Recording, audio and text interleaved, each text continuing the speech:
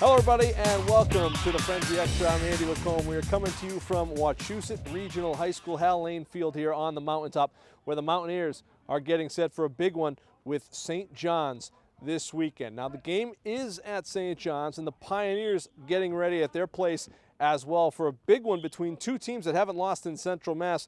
For St. John's part, they're gearing up for a big division matchup. We pretty much follow the same script every week in terms of our preparation and what we do every day. They're a football team that is 5-0. They're physical. They run the ball well. Defensively, they've got 11 guys running to the football, and they've got a lot of athletic kids that that can do a lot of versatile things. So we've got to do our very best in preparation to replicate that and get our kids ready to play a tough physical game on Saturday. We definitely got to stop the run game. That's huge. And our front seven are going to need to step up and really stop that.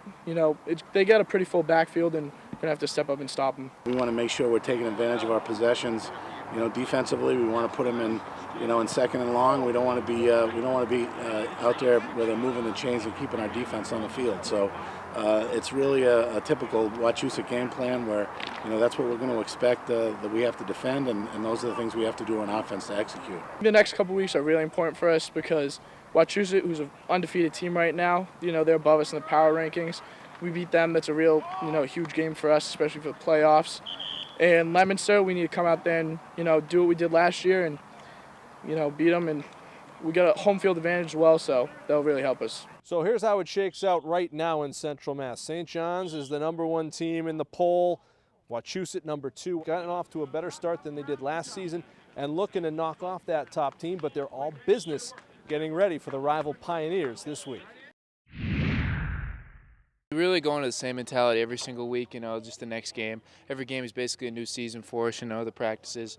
We get ready for the game, and, we just go to work. We're just having fun right now and, just enjoying ourselves because it's our last year of football. Stopping the pass is a little different. They like to throw the ball over at St. John's, so, we got to work on that, make sure we get our coverages down and make sure we're doing the right thing on Saturday. We have a lot of good senior leadership, a lot of good captains who keep us motivated. Our heads don't get too big, every single game is a new season. There's a lot of good teams in our division this year. There are no easy wins. Everyone works, everyone lifts in the off season, So, you're going to go out there in varsity football, you're going to get their best every time. Let's shift gears to the Colonial League now. Some affectionately know it as the Tool Belt League, but you're talking about teams like undefeated Assabet, 4-1 Blackstone Valley Tech, and Bay Path, who's played really good football here at the early season as well. You've got tough competition top to bottom in the Colonial, and we talked to the guys from BVT who say it's really a matchup and it's a battle week in and week out. It's a physical league, and some of the teams like to pound the ball, over and over, drive down the field. We mostly like to pass, and I think it's a good physical league. People doubt us. People say, oh, you guys are in the Colonial League, you guys aren't the best of the best, but honestly, our league is just as difficult as any other league. It's an underrated league, but it's hard. There's big kids, everyone hits hard, it's physical, it's fast. We just have to be the best team out there. We have to be the best, physical, fast, and go from there. Just try to win it. All right, here are the big games in Week 6. We're going to be falling for you Friday night on the Frenzy, and all weekend long, we're talking about Algonquin and Shrewsbury. That one could determine a playoff spot in the division. That'll be an interesting one. West Boylston visits Maynard. That should be a fiery affair. Shepherd Hill and Leominster, and another big one out of that top division to see who might move on to the playoffs. Grafton and Tantascwa, that one always has a little firepower as well. And then this game, Wachusett and St. John's on Saturday. We'll be keeping an eye on that one for you as well. The Friday Night Football Frenzy, Friday night at 10:25 on Charter TV3. Time for a quick break. When we come back, Jim Wilson and Kevin Shea are inside the studio breaking down the big matchups and going over all things Central Mass High School football when we come back.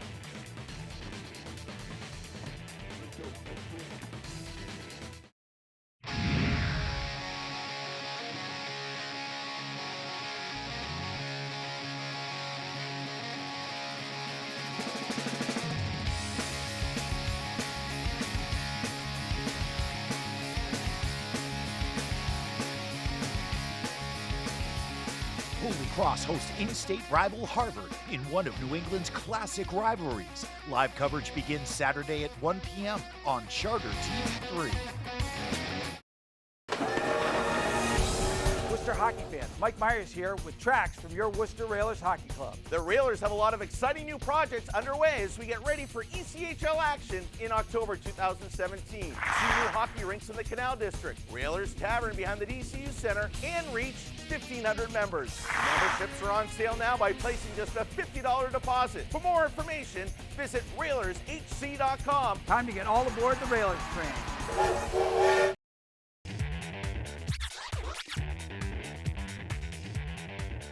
Welcome back, everyone. Kevin Shea and Jim Wilson, the sports editor for the Telegram and Gazette. And boy, we got some great games to talk about from this past week and some great ones to get into and look ahead to this coming week. It's going to be awesome. I love this. The stretch run, after week 5, week 6 now, 3 more weeks to the playoffs. This is where you separate everybody. It's the sprint. It is the sprint. We're going to look back at a great game. Shrewsbury and St. John's this past week.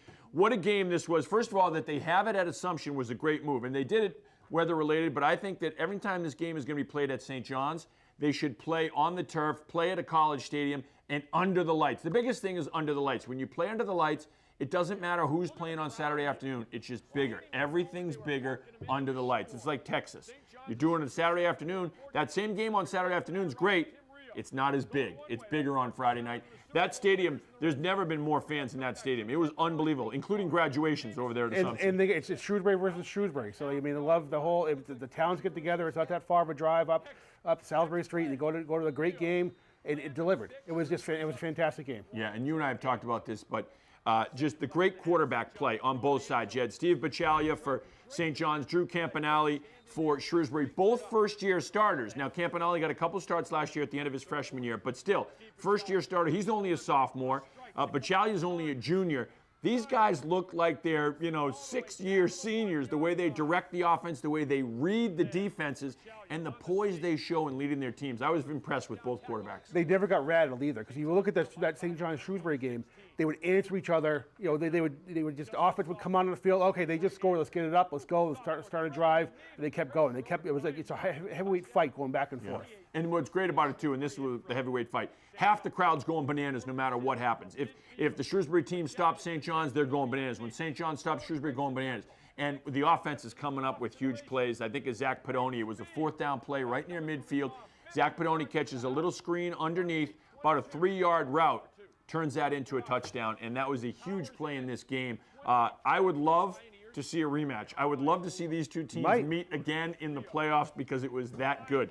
Looking ahead to this week, St. John's and Wachusett, this is a great, great game. Two teams that don't like each other, a great rivalry, and has been through the years, and this one could be for the top seed, too, in the playoffs. Right, 1 versus 2 in our poll. I mean, I think it's going to be exactly what it's advertised. It's Saturday at St. John's. I think Wachusett knows what's at stake. They've been tested all season. St. John's coming to have to, right after a huge game against Shrewsbury, they got to get it back up again for Wachusett. Usually not a problem. I mean, you mentioned Wachusett, these guys, they go crazy. Yeah, you look at this Wachusett offense, and it is typical Mike Dubzinski. It is going to be physical, straight ahead, pound you, attack. You know what's coming, try to stop us. Josh Furtado, Cole Durkin, very tough running backs. I love the way they run. Furtado averaging 6 yards a carry. Durkin's averaging 8 yards a carry. But the guys that really need to get some attention here, the offensive line for Shrewsbury, Pat Walsh, William Wygand, Zach Nato, Anthony Lombardi, and Henry McDade have done a phenomenal job all year long for the Mountaineers of controlling the line of scrimmage, pushing the defense back. A lot of time these running backs aren't touched until they get 5 yards down the field to a linebacker, 7, 8 yards down the field, safety or corners trying to tackle them. And that's good. I mean, that's exactly what you do. And the line knows they don't need to give them much time. They just need to turn a shoulder, and that's all they need. Furtado's going to get the corner and go. Right. I mean, these guys, they don't need to hold their block for 6-7 seconds while they wait for the guy to get out of the backfield, to break a tackle in the backfield and get going. These guys are gone. And they have, like I said last week, this is like the Dubzinski dream team because he has a big, huge line and about 8 running backs they can just throw at you. So, hey, you could do a good job stopping Furtado. Well, how about Durkin? Can you stop him? Or any of the other, Bohonik, all these guys. They just come at you. They're relentless. They pound you for 4 quarters, and they're going to weigh you down. The question is, I mean, St. John's, they're deep enough where I don't know if will they tire in the 4th quarter. Right. And I don't know. I mean, you look at Peter Oliver, the running back, has had a great year. 8 yards a average, averaging 8 yards a carry for Oliver. He's tough. He's fast. He's very physical. He's very strong. I talk about Steve Bachalia too, but I want to mention the weapons because one of the things when you talk about the depth of this St. John's team is the wide receivers. Yeah. They have so many different weapons.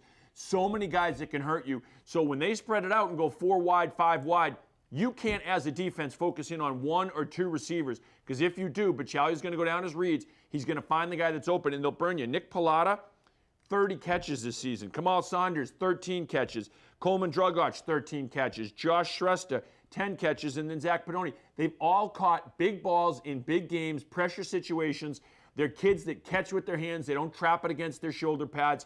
They got a lot of confidence in this wide receiving core, and for a good reason, because they have proven results week in and week out. And like you said, they're so deep. You can't. Okay, third and long. Who are they going to go for? You can sort of shade and double one of the guys. You can't do that because he'll just find a guy that's open. And that's one of the beauties of you got a wide receiving core like this.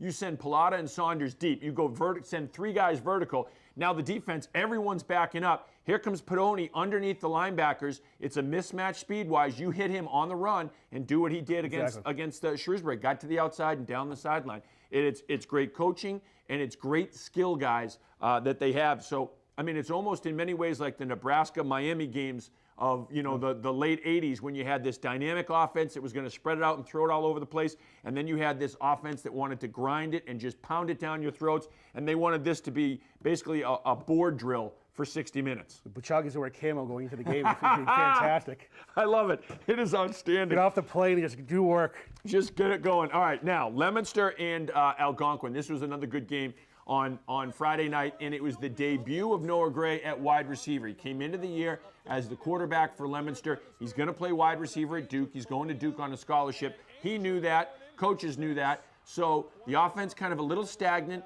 They switch it up a little bit. I think it's a great coaching move because when you look at Noah Gray, he is so talented and he's such a weapon. When you have a cornerback or a safety trying to cover him, it's a huge mismatch. Exactly. You give Palazzo the quarterback. I mean, I think Pat Gallagher he went out to the tree, picked one guy off. It's like, okay, fine. We'll put Gray. We're so flush with these guys. We could just go. We'll put Gray out and give him a weapon, a nice tall receiver who can just jump out. That's what he did all over Algonquin. Just outlap their defensive backs. Yeah. Gave him headaches all game. I don't know if Algonquin was prepared for it or not, but they just fed him a steady diet of that, and they couldn't stop it. So they have Gallagher, who's going to be a capable quarterback. He threw 193 yards in his debut. It's not bad. No. So I think now you have Alan Link and Noah Gray out there as receivers, big weapons. You got Dan Dini and Adam Couch running the ball. Right. It's looking like one of those just in time for the playoffs. Leominster looks like they're getting on track. And what they do, you're right, with when you can spread Gray out. And now, like an outside linebacker has to shade on Gray. And then what are defenses going to do? Are they going to try to chip Gray at the line, maybe with a linebacker, maybe with a cornerback and get a safety over? Now you have guys that are looking out of the corner of their eye. And that's when a Dandini can go straight up the middle, right through the guard, center and guard. And at 225, he's going to run over people. And that's when that Leominster offense is really at its best. Spreading you out, getting guys with their heads kind of on a swivel, starting to hedge, thinking one way, and Palazzi will come back the other way and hit you. I thought Algonquin played a great game on Friday night, and they just, sometimes you have to tip your hat to a kid that is so talented like Noah Gray is. But I thought that Algonquin team showed a lot of fight, a lot of character, and really battled. This game was still in doubt in the fourth quarter, and that's a credit to the T-Hawks, the players, and their staff. They just need to grow people better. And that's it. Can you the milk needs to give them another 2 inches of height, 3 inches of height. But now you look ahead to this week. No rest, 2 teams, Shrewsbury, Algonquin, both coming off very emotional losses. Obviously physical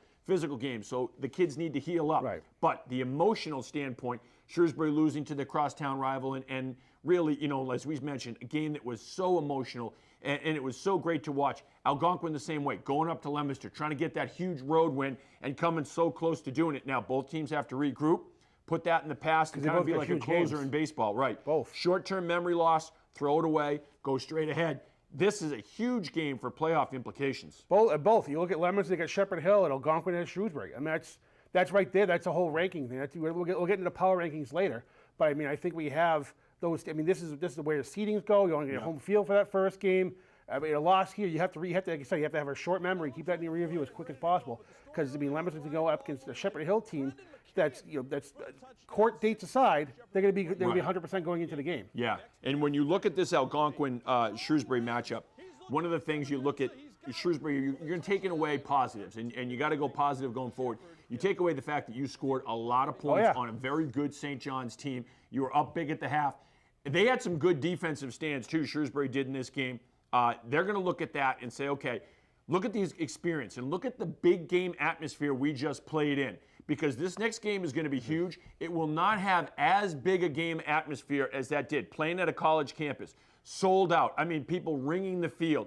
It was insane. So that, they're used to that. You know, and they're going to come into this. They're going to be jacked. They're going to be sky high, but they're not going to be awed by what's going on in the magnitude of the game. And then same thing for Algonquin. I mean, you're playing it at Doyle Field. It's a great atmosphere.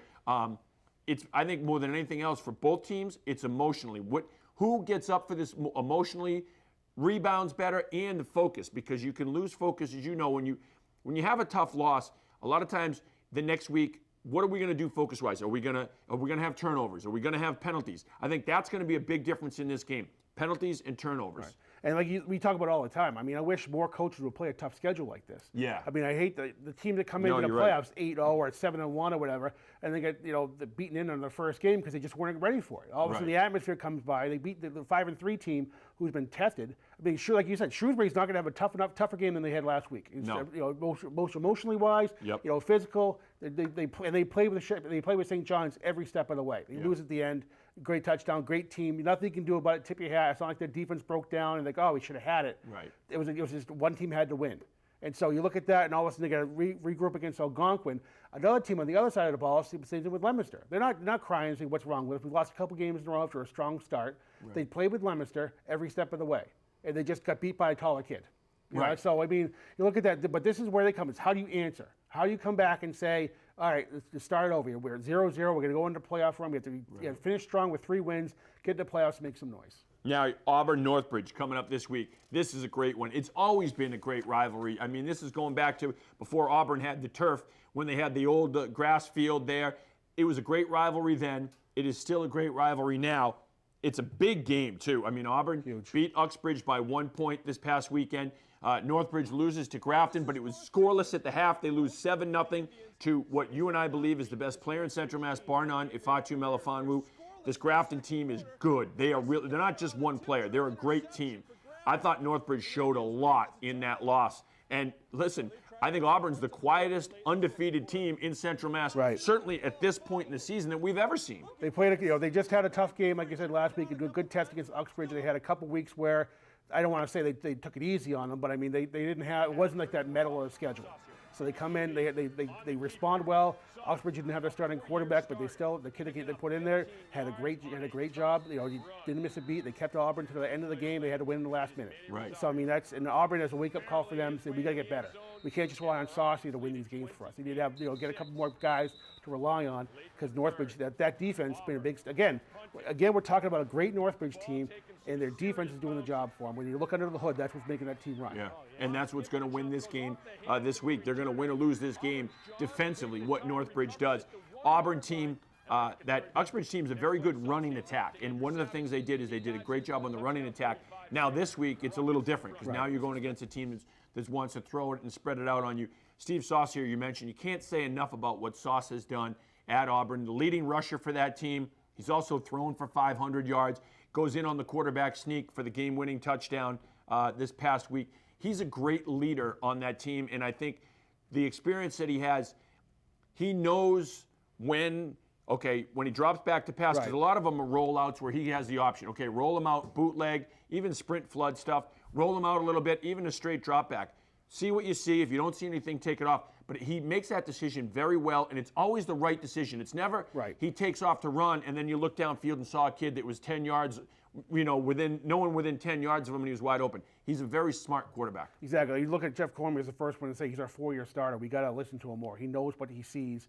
At this point, the coaching staff has drilled into him what to look for. So I trust him to make those reads when it counts. With the power rankings here, starting Division II, right now everyone is involved. Yes. Everyone that's in Division II has right now a belief, and they should. 3 weeks left in the regular season, we can be in the playoffs. Well, like I said, we brought the computer out for this because we're not the best math people in the world. But I mean, you look at St. John's and Wachusett right there. That game's going to be a 10-point swing to them and to the winning team, and then you pick up the 2 points for every one of their wins. Right. So even though they look close now, like Algonquin's in fourth place over Shrewsbury by about 1.6 decimal points. Right. But all of a sudden, if Shrewsbury wins, and then next Algonquin's chasing points now. Shepherd Hill, Leominster. Shepherd Hill's at the bottom. If they beat Leominster, then they jump into it. They pick up 20. They pick up 16 points because Leominster has 3 wins. They'll pick up 6 points for those wins and 10 for beating Leominster. So all of a sudden now Shepherd Hill's back into it. Yep. Division 2A, we got 5 teams up for 4 spots. Division 3 is one of the ones that I like. 6 teams up for 4 spots, and that's Division 3 is where we got Auburn, Northbridge, Grafton, Quabbin, St. Peter Marion, Oakmont. It is going to be, that one's another one that I think comes down to the final week. Exactly. I mean, I love, this is why, I mean, you can say what you want about the playoffs and realigning everybody, but this is what it matters. I mean, now you have these teams, like Millbury's involved in the playoff. When's the last time Millbury was involved in the playoff situation? So it's great for that because none of those kids have been working hard. And, Richards has those guys working and they're rebuilding that program. They're back in the mix now. And I think that's great for that, to have that cluster at the bottom, and they know if they just keep winning, it'll take care of itself. You don't have to worry about, that's why I tell so many coaches when they call me looking for math, just win these games. You don't have to worry about looking at other fields and getting text messages from coaches saying, oh, geez, Leominster went down and they're up to here, and Uxbridge is doing this over here. Just take care of your own yard. And this is, like you said, this is the beauty of this system, is that you have a lot of teams involved in a playoff hunt right now with 3 weeks remaining in the regular season. Division 4, there's 7 teams playing for 4 spots, 7 teams right now that have a shot, and these are the teams you were talking about: Millbury, Clinton, BMR, Leicester, all in that mix. And for them to be talking about playoffs this late in the season is great. It's a great motivator too. It's a great carrot for all the work you do in the off season, and still middle of October playing games that mean something. Exactly, and that's what I love about this thing. I think these kids, as much as we've been over the years been saying about these systems, and everybody gets a lollipop and everything like that, it's good that these things, it could bring some intrigue into the end of the season. And you're worried about, okay, now, like you said, we just talked about Division 3, and you have the logjam with Grafton and Auburn up top, and you have Quabbin. One of those teams is going to go home. And then, or 2 of those teams, actually. 2 of those teams deserving games. Same thing, Division 4. You have some teams that just didn't win the right games at the end of the year. And that's what it comes down to. Because it's one of those things that week 2, you lose that game, you don't get those points, and then it's a lost opportunity for you. And the best part of all is it's settled on the field where it should be, that you didn't win the game or you won the game, and so that's why you're going to the playoffs, and that's why you're not, which is great. We're out of time. We're going to get into the running backs. I promise you, next week, Willie and I will get into some of our favorite running backs from Central Mass, because we talk about all these, and this is the way it is now in high school football. It's spread offenses, it's shotguns, you're throwing the ball 40 times a game, but the running back and defense can salt the game away, and there's some good ones in Central Mass. A lot of horses. We're out of time. We'll see you next week. Andrew Combs back with more of the Frenzy Extra right after this. Bay State Savings Bank brings you Kasasa. What's Kasasa? It's a catchy word for earning cash that just might make you want to dance.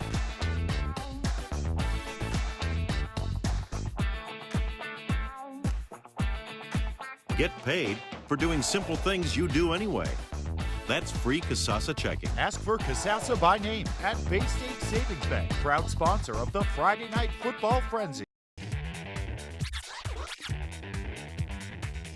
Welcome back. It's been a tough go so far for the Holy Cross Football Crusaders on the field and record-wise, but a bit of bright news before this season even began. Head coach Tom Gilmore surprising a handful of guys with scholarships, guys that have really earned their spots and their scholarships with this football team. Our Brenna Wilson sat down with a couple of them to talk about the experience. At the end of a preseason team meeting, head coach Tom Gilmore left the team with an important lesson on penmanship.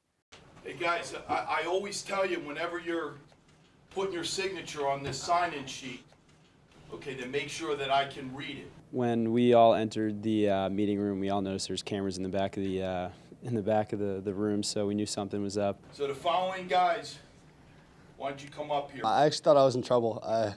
I showed up to that meeting like a minute late or so, and we're not really supposed to show up late. 5 seniors, including Dwayne Cameron and Zane Wasp, were called to the front of the room. Then, Coach Gilmore offered them this surprise. Okay, guys, you better learn how to sign your name legibly from now on, because on Monday morning you have to go to financial aid office to sign your scholarship.